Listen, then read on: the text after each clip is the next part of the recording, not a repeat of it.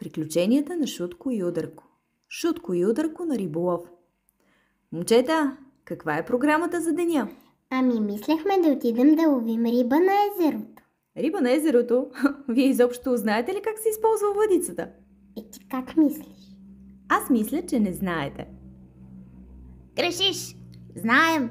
И ще ти го докажем, като се върнем с цялко прясно ловена риба. Да видим. Така ще стане, ще видиш. Окей, момчета, но внимавайте да няма проблеми. Няма, не се тревожи. Какви проблеми може да има човек, докато лови риба на езерото? На езерото.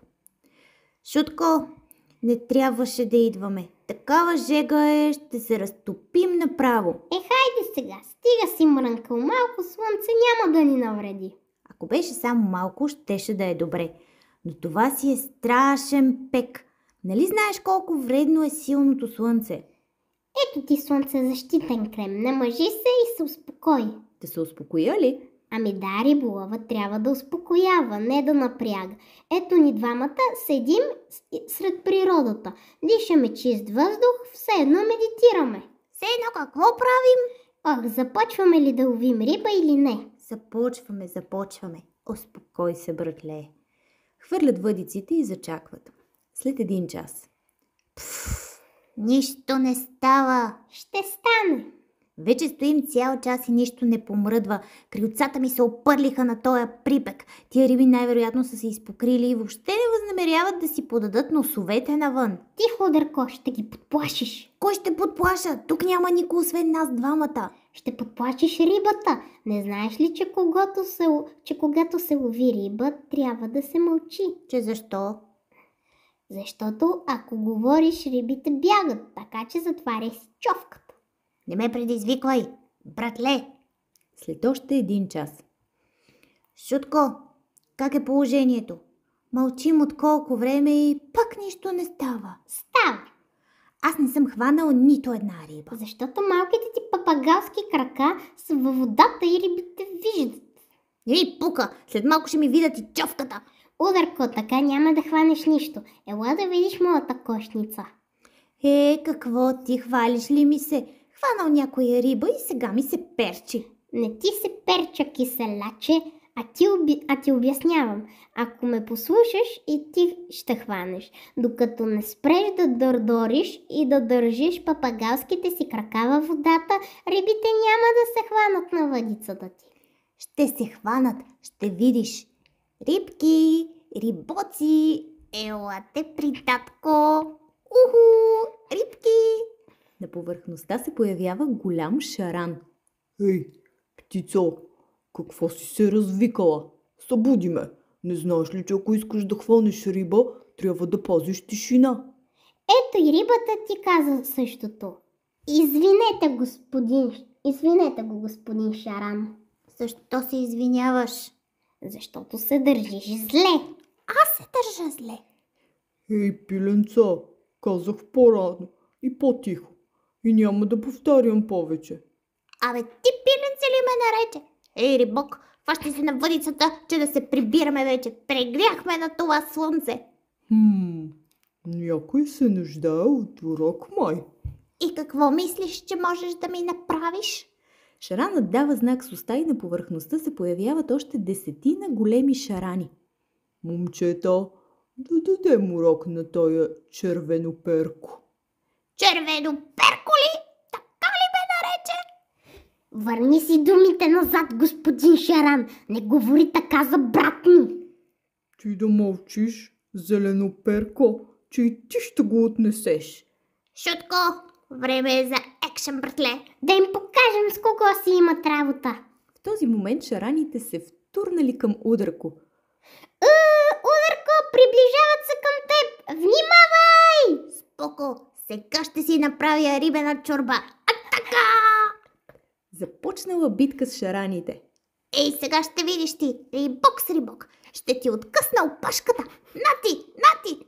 Ти моята опашка ли заплашваш? Сега ще ти отскубна перушината. Нати! Ударко, внимавай за теб! Към двете братчета се запътва с широко отворена уста най-големият шаран, докато се усетят и попадат в търбуха му. В търбуха на Шарана. Мале, сега стана интересно. Ударко, какво ще правим сега? Ами, тук е доста тъмно. Аз вече огладнявам. Това ли ти е най-големият проблем, че огладняваш? Ами, всъщност да.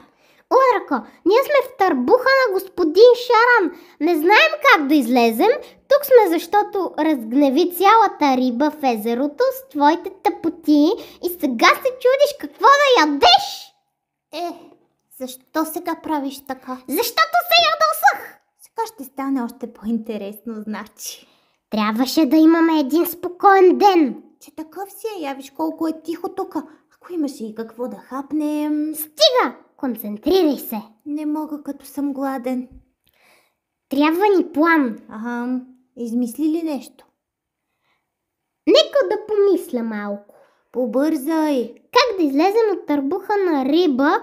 Не си спомням да съм чел за това. Да, това е нещо, което не се учи в училище, май. Ударко, спомняш ли си, когато бобрите ни тормозаха в училище? Какво направихме тогава? Ами, погаделичкахме ги с перушината ни и те цял месец се спукаха от кихане. Точно така. Да вземем да погаделичкаме и господин Шаран. Да видим какво ще стане. Добра идея, братле. Да Давай! пробваме.